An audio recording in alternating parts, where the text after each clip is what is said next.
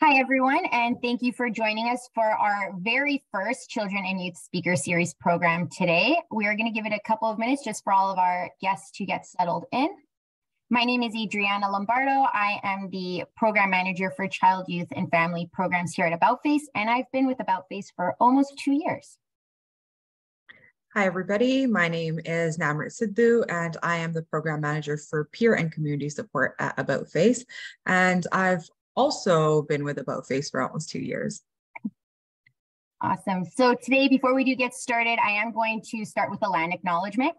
AboutFace is committed to inclusion and diversity in keeping with Indigenous practices and building respectful relationships between Indigenous and non-Indigenous peoples of Canada. We want to recognize the traditional territories or ancestral lands of the Indigenous people. Since we are meeting virtually, I would like to recognize that the Indigenous people are the traditional keepers of the lands and the waters where each of us is joining from. I also do this in the hopes that it inspires you to learn more about the land that you're on and who took care of the land long before that we got here. There is a website that you can check out. It's native-land.ca if you want to learn more about the land that you are on. As a reminder, this Zoom call is being recorded. So if you're joining with us through camera or your mic, that part will be recorded as well. The recording of this program will be uploaded to our YouTube page as a resource for the community at a later date. Please use the chat for any of your questions or comments that you might have during the presentation. The chat will also be used for you to participate throughout the program. One last thing to note before we start is that we cannot provide any specific advice or counseling. If you have any questions that may be considered this, we would suggest that you direct them to your healthcare team. Thank you, Adriana. So today we are joined by Trixie Davies, who will be speaking on the idea of owning your own narrative and the process of developing a strong sense of self, to emphasize taking a deeper look into yourself and to shape your experiences of having a facial difference into your own personal story. How owning your own truth is a tool with many benefits, especially as you forge your way growing up. Welcome, Trixie. You can take it away. Awesome. Thank you so much. I'll just go ahead and share my screen right now. Let me have that. I'll let you know that I'm a little new to this. So let me just get to here. Okay. Good day, everyone. Thank you so much for having me, and to AboutFace for putting this together. I'm really grateful for this opportunity. Today, we are looking at personal narrative and what that means and how it's an important tool in your toolkit. Because believe it or not, sometimes having one ear is better than having two. Now, who am I? Well, my name is Trixie. I am 20 years old, and I live on the Tsuut'ina First Nations people's land on Vancouver Island in the beautiful British Columbia. I was born with Goldenhar Syndrome. And what does that mean exactly? Well, it means I was born with a cleft lip and palate, meaning that my top lip and my palate did not fully form when I was born. I had several corrective surgeries when I was still an infant, and you can see in the picture on the right what I looked like as a baby. And a little fun fact is that before those surgeries, I was actually able to move my two upper lips as if they were little tentacles independent from each other.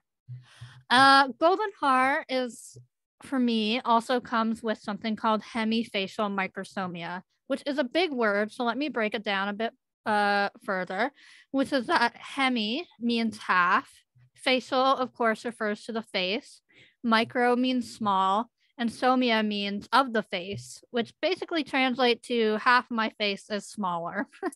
For me, this affects my left side. I was born with a smaller jaw and an underdeveloped ear, which I'll just show right now. That's what it looks like.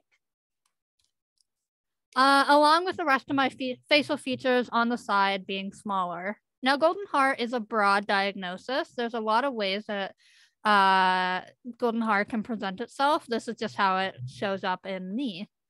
But enough with the medical lingo. I have a lot more to offer than that, which, for instance, is that I love fashion.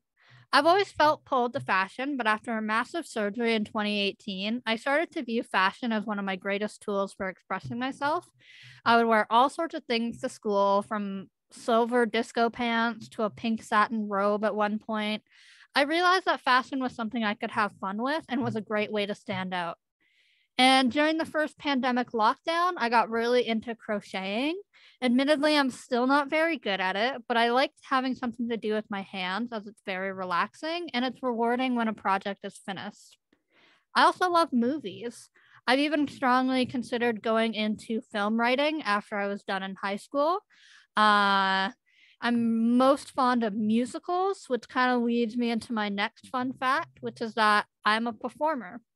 I spent all of my high school in choir, even going to Cuba with my choir, and was a member of my high school's theater company. The picture on the side is actually me in grade 12 on stage in our production of Cabaret.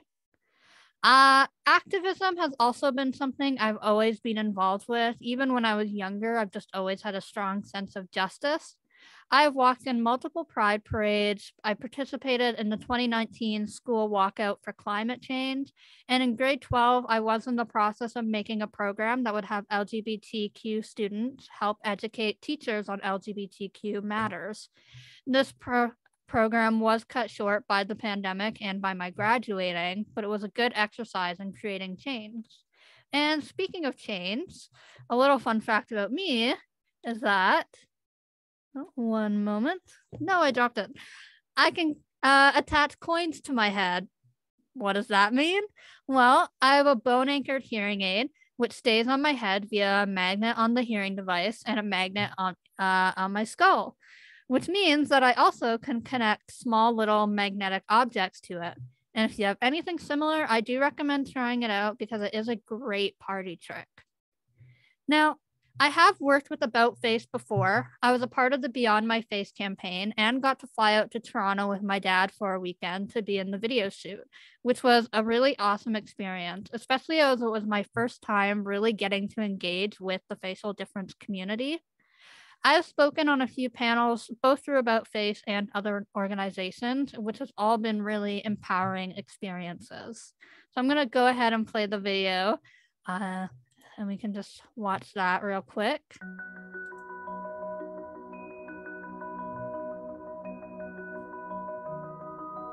People are afraid of the unknown.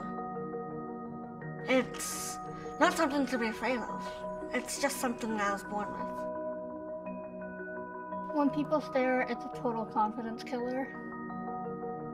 I use humor a lot. It's just kind of my way of extending an olive branch of, it's okay. It's part of me, it's part of my life. I'm an open book about it. A stare could be considered a way of objectifying a person. You become othered. You feel as if you're othered. You feel like you're not part of the crowd. You're singled out. I really wish that they would just come up to me and ask the question. At the end of every soccer game, they do good game, good game, good game. And we always noticed that all the kids would kind of circle back and just start staring at Zoe. So she would either just stare them down or say, no, don't do that. So she really advocates for herself. She is this little girl who's just like everyone else. When I was younger, I didn't smile that much because I was kind of concerned on what people would think. Why do you look this weird? Did you get in a car accident and something happened that you look like that? We live in a world that's very visual. There are some harsh people in this world. I'm not contagious. We place so much value on appearance. It's very hard to believe that someone's going to give me a chance with even a conversation if they're going to look at a face and swipe it away instantly. The danger in stopping at the surface is that there's a lot more to me. I'm a pretty funny guy. I tell lots of jokes. Zoe is confident, she's charismatic, and she is joyful. I'm generous, I'm caring, and I'm smart. I'm more than my difference. Even though I am happy with who I am as a person, and I've recognized that my facial difference is a part of me, The key point for me is that it is a part of me, and it is a part of my identity. It is not the entirety of me as a person. You have to look beyond what you see. I've accepted it. Why can't you? Visit AboutFace.ca and learn how to see beyond my face. So that was the campaign that I participated in with AboutFace. It was one of the most meaningful things in my life. There we go. Sorry, couldn't. There we go. Yeah, so that was the video. Now into the topic, which is what do I mean by personal narrative? Let me just start off by saying that there are plenty of ways to describe what I'm talking about, whether it be personal narrative, internal narrative, your story, personal reflection. There's no official title as long as it's just about you and your story. That's all that matters. When I was younger, I spent a fair amount of time in the hospital, and my parents spent a lot of that time with me. One day when I was still a young babe, my mom and I were waiting in one of the hospital rooms, and in the room next to us was another mother and child. Now, this child was wailing because something as a result of whatever was happening in that room. And the mother, in her attempt to comfort her child, was saying things like, "This is so hard for you. I'm sorry you're going through this." Basically making the whole experience about how hard and traumatic it was. She was pushing what she was feeling onto her child, and it was ramping her child up even more. See, the mother in that story was shaping the child's experience to focus on the negative, in this case, the pain, instead of attempting to lift the child up. She was just getting them more upset. She had the narrative of the situation, and she was impressing that upon her kid, who was too young to really understand what's going on. When you're young, you're constantly observing and picking up on emotions, and while you're not always aware of it or what it means, it's still something that you're noticing. Because of that, it's really easy to interpret things as a kid that may not be what's actually happening. At a young age, when you're building the foundation for who you'll be in the future, it's important to not center everything around the pain and suffering, as it can cause your foundation you build yourself on to be built on traumatic experiences only, which isn't a healthy place to start. Now, I'd like to start off with a bit of honesty between us, which is that I'm nervous to be speaking right now. I'm excited and I'm deeply honored to have the platform I have, but I do find myself questioning if I'm the right person to be speaking. You see, all my life I've been really lucky. I've had access to good medical attention. I have not faced any significant bullying on behalf of my facial difference, and overall have had a stable life despite all of its challenges. And I recognize that for a lot of people with facial differences, this is not always the case. And because of that, I find myself questioning if I'm the right person for this platform. But then I started to think about why I feel that way. Why do I think I need to go through all this hardship in order to speak my truth? And why do I have this idea that in order to be good enough to speak out, I need to have all this misery? I have a facial difference, therefore I'm qualified to talk about having a facial difference. I don't need to center my story and feelings around all the hardship that I've faced, because I have more to offer than that, and you do too. I realized something important, that I've had a facial difference all my life. There's never been a time for me personally where I've existed without a facial difference. And because of that, all my life has been influenced by having one. Everything I've experienced and gone through is through the lenses of someone with a facial difference. All the skills that I have today are unique to me because I learned them in my body. Therefore, I have something incredible to offer to the world because of how I've grown up in it.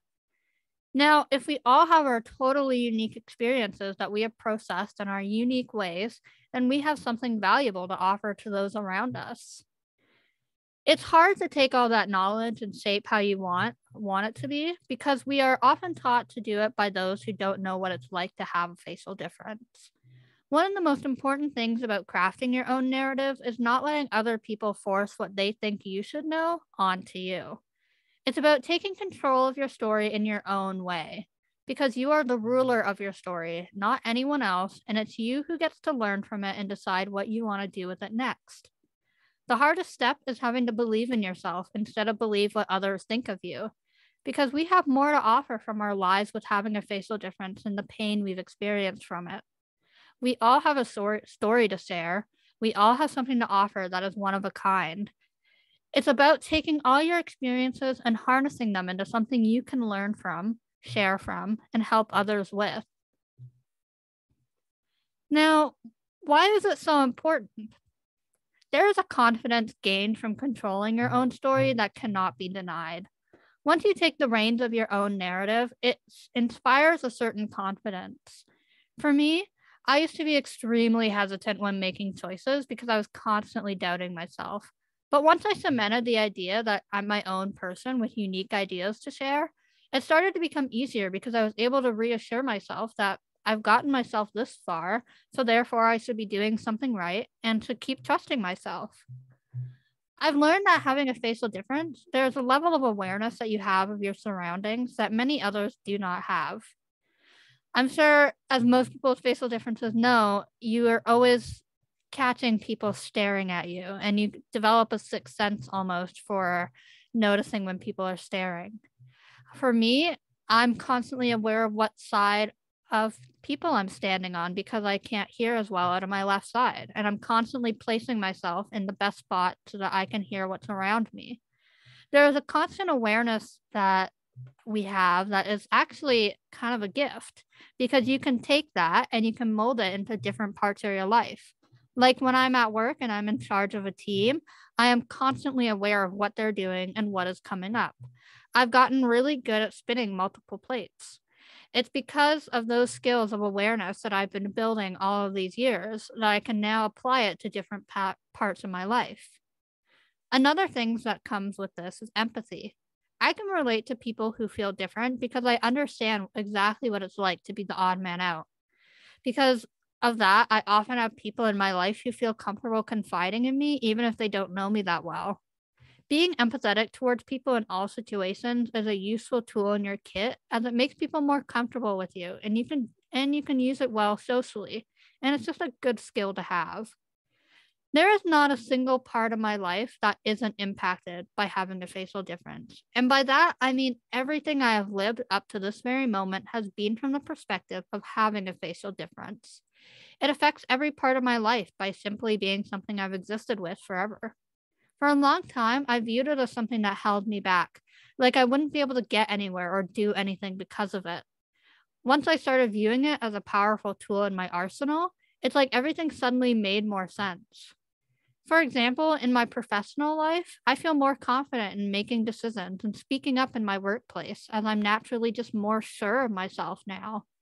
Even though I'm the youngest one at my work and it's my first job, I feel confident in myself and I'm willing to share my input when needed. My coworkers and my bosses have been able to recognize that despite my fresh-facedness to the working world, I am a valuable employee because I have an ability to see things that others may not, and I think about things that other people often don't think about. I wouldn't have the specific skills that I have now without growing up with a facial difference and seeing the world from the distinct perspective I see it from. Even in high school, I grew socially. I started off very quiet and withdrawn, but as I started to become more aware of my value and how much I had to offer and the maturity I was able to bring, it's like my classmates finally recognized me, and I was able to become a confidant for many people. I was finally growing connections and knew what it was like to truly have friendship in my life. It even impacts me medically. I had a jaw distraction in 2018, and I won't get into the whole process of it, but I was essentially growing my left jawbone, which was a painful process that I had to do every day. The doctor wanted over 20 days of it, but I could only do 14 before my body tapped out and said no more. And I listened to it, despite what everyone around me wanted to do. My body had its own agenda, and it didn't care that my doctors or even my parents had one too. I had to trust myself and my body, and it worked out for the best because I ended up growing more bone than expected, and it was a very successful procedure. And it was me that made that call, not my parents or my doctors, me. And it was for the best. That was an experience I call upon even now to reassure myself that I can make tough decisions and the outcome can go well. Now, how do you do this? Well, awareness is the best skill of all. The best thing you can do is just focus on growing your awareness of yourself and others. You've gotten to where you are today, not in spite of your facial difference, but because of your facial difference. What skills do you currently have? And what about the skills you might not be aware of? Take the time to self-reflect and think about what has gotten you to where you are and what it has taught you. The most important thing is to just start. It's easy to look at things on a surface level, but it's even better to dive deep and get into the meat of things that help you grow. This is all under the umbrella of the critical thinking skill. Whether you've exercised this skill a lot or little, that's okay. It is something you will continue to grow and get better at with time and repetition. It makes the process of self-reflection and processing a lot smoother, and it makes it easier to learn from your experiences. The payoff of working the skill is incredible.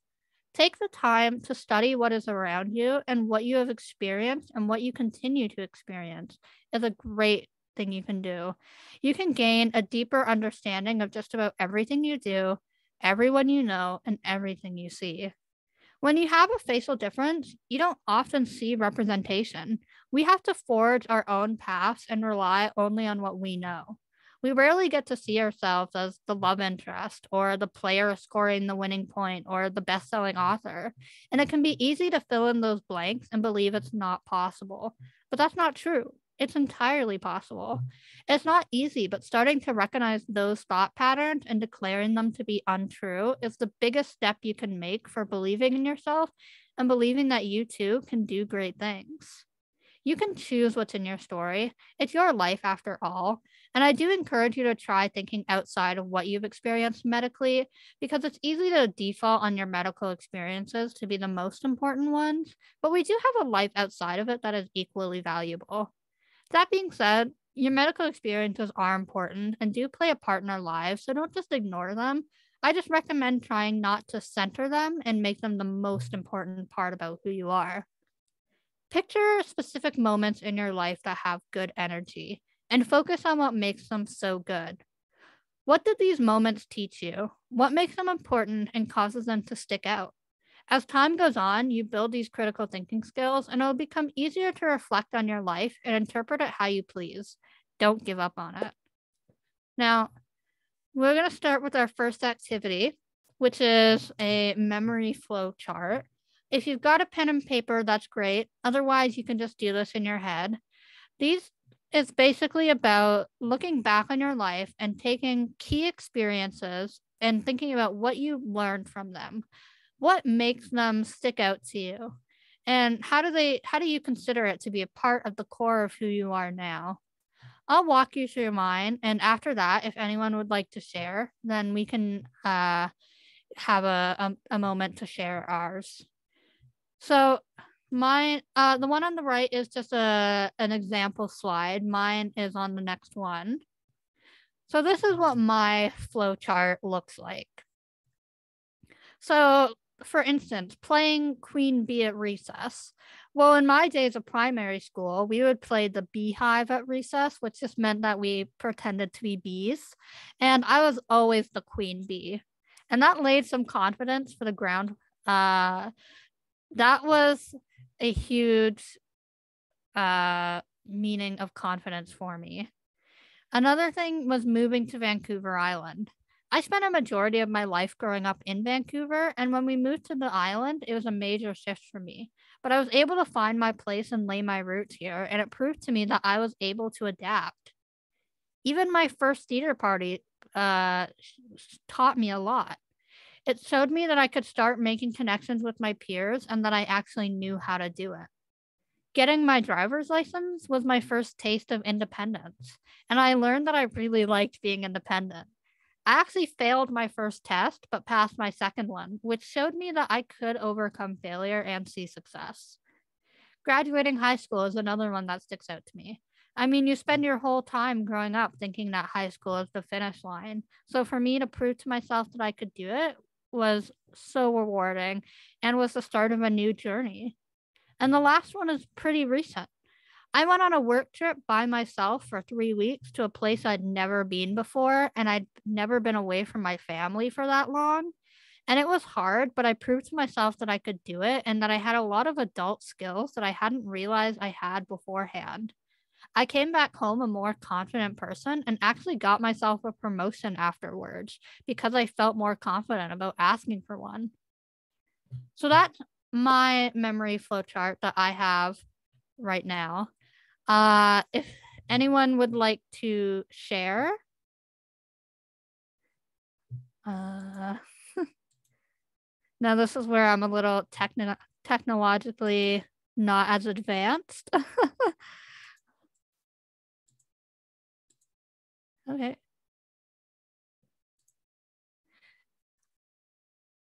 Okay, so seems like we're not going to do the share, which is fine. I just need to think. Okay, yeah. We can take a few minutes.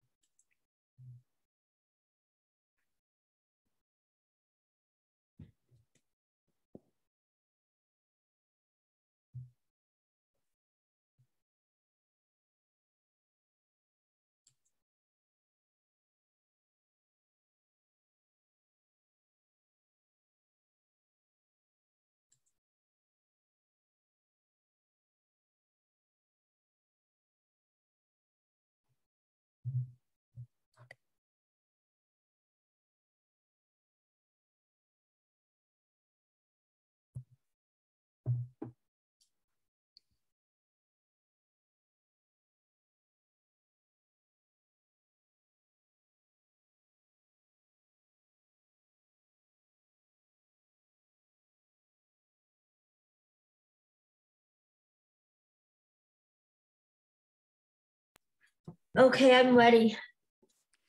Okay. So would you like? Okay, yeah, you go ahead. So I have traveling on a plane by myself. It gave me like what you say, independence and confidence to like do stuff by myself. And after I know I can go on the airplane by myself and that I can be independent. Also staying home alone. I got like confidence because I was always kind of scared leaving my parents. But after when I finally stayed home alone, it actually wasn't that bad because I had more space and more freedom in my life. Doing my aerials, it's like silk trapeze and all that stuff. And I really like doing that because it feels like I'm free and like I can do a lot of stuff and I'm really hardworking. And telling my story about other people because like then after when I talk to people, I don't feel like left out or anything because they know my story and they know what I've been through. And after then I get to make the friends. And yeah. Yeah. I mean, that's amazing. Thank you so much for sharing. I totally get that. I remember the first time I got to stay home by myself. The independence is great. Yeah, thank you so much. Okay, so on to the next slide.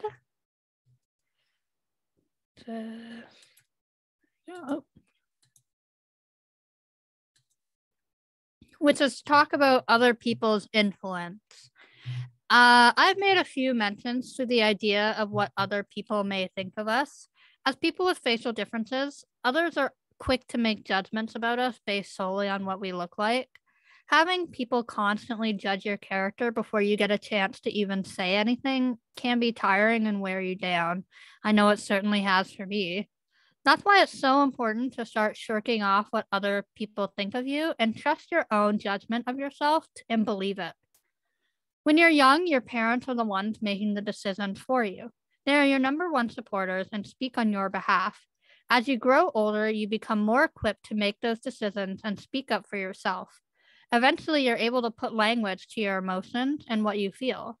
Your parents are the keeper of your story when you're young, but as you get older, it becomes time to take those reins and start telling your story on your terms.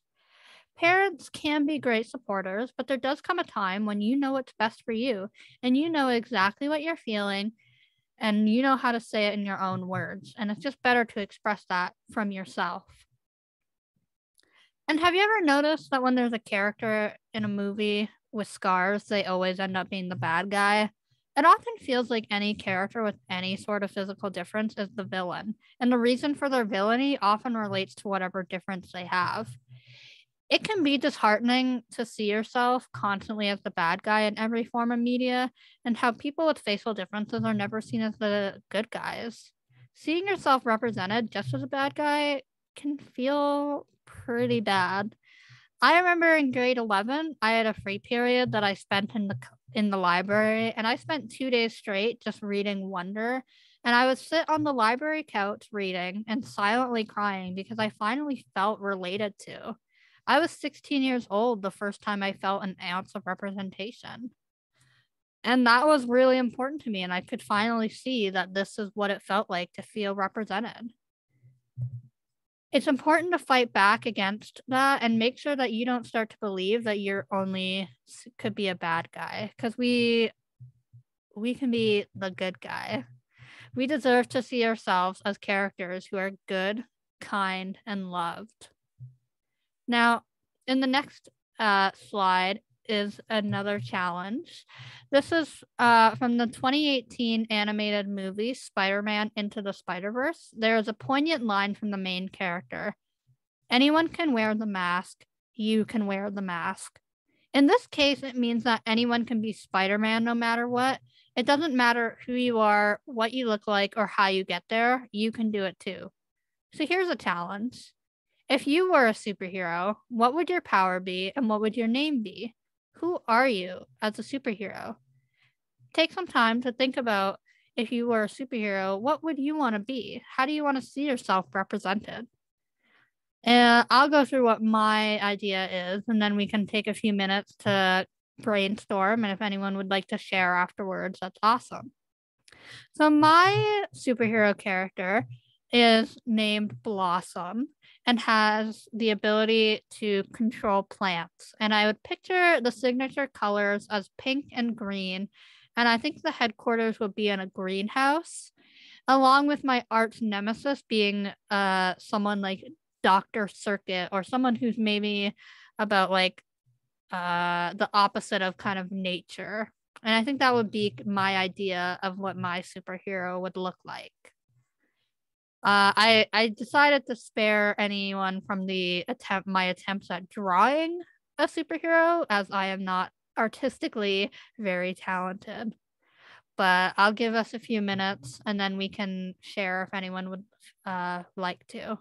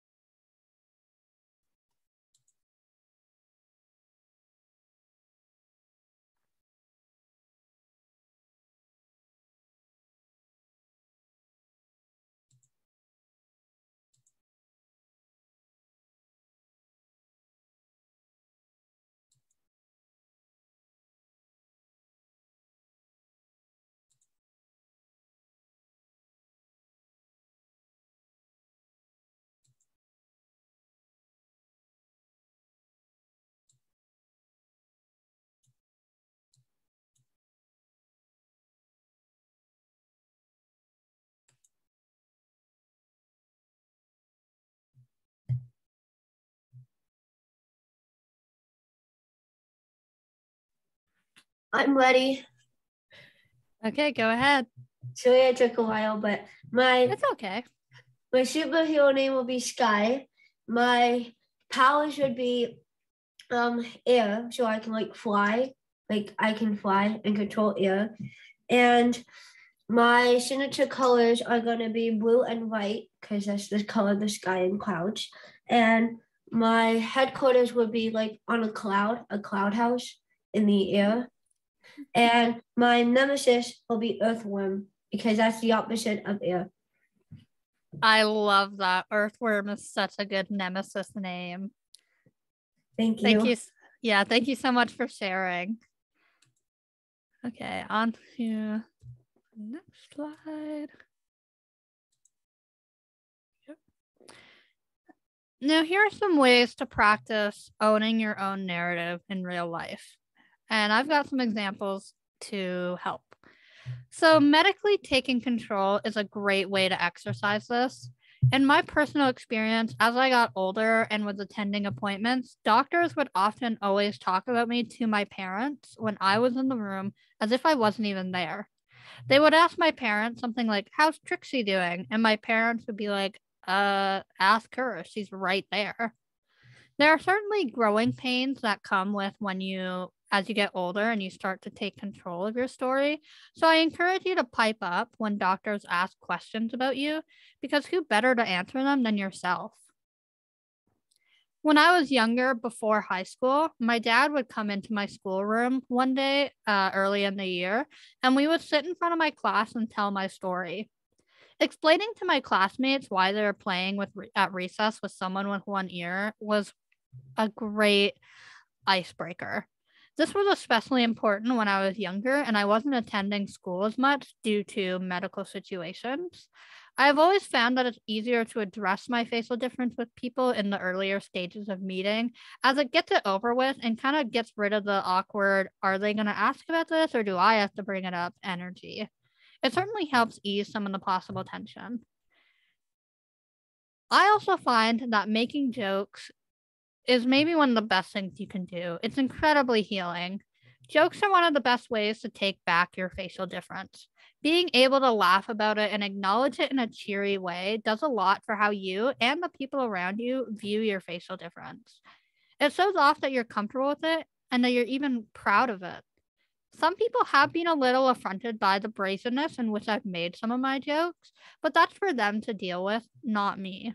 And it's okay to cause some discomfort with your jokes because it means that you're leading people to question why they would be uncomfortable with it in the first place. And you're offering people a chance to reflect on that. Besides, I can't not make a joke about having one ear. It's so easy. Sticking up for yourself at school is vital. This one is tricky as it can be an uphill battle, especially once you're in high school and you're dealing with multiple teachers, as teachers aren't always automatically going to accommodate your needs. First day of the new semester, I would always find my teacher at the beginning of class and give them a briefing of what I would need and to make sure that I had an equal learning experience. For me, I'm hard of hearing on my left side, so in choir, I would always make sure that I was sitting the farthest right in my section so that I could hear everyone better. Even if others wanted to sit where I was sitting, I wasn't going to give that spot up because I actually needed it. I had the same choir teacher for 4 years, and every year I had to remind her of this, which definitely got a little tiring towards the end of it. But I've also had teachers who were super awesome about it. I was coming off the tail end of a major surgery the first day of my second semester of grade 11, and my throat was really sore. And I had explained to my teacher in my small, croaky voice about why I was feeling this way. And he was really awesome about it.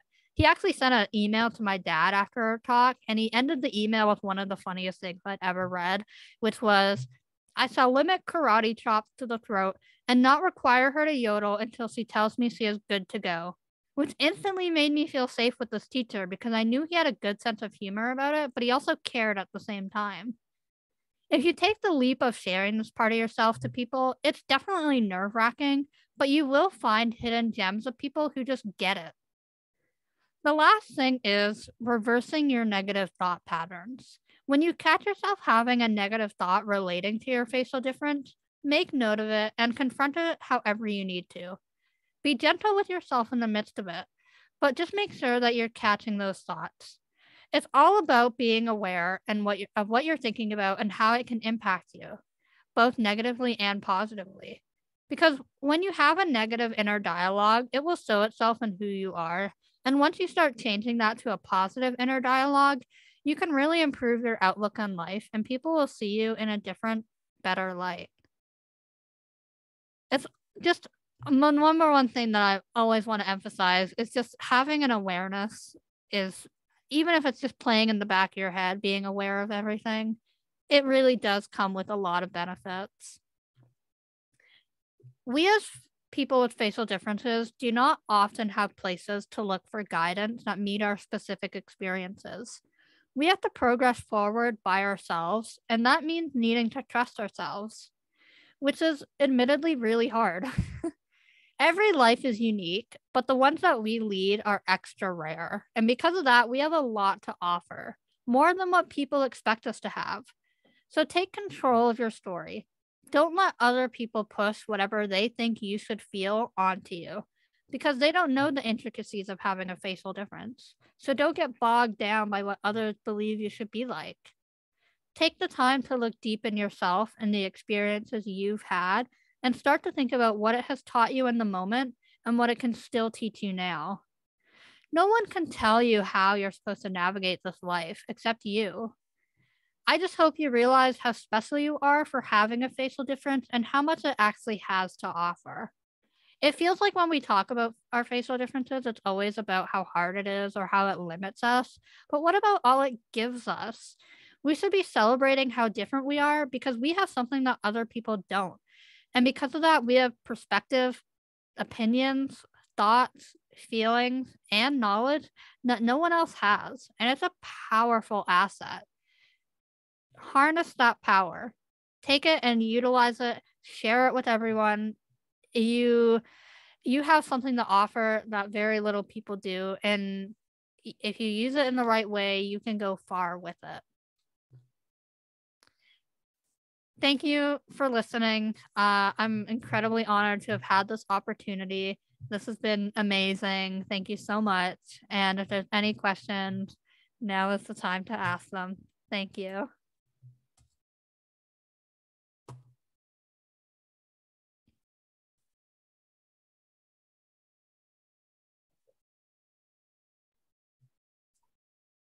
Thank you, Trixie, so much for all of your great presentation, your stories. Alexis, do you have any questions for our guest speaker today?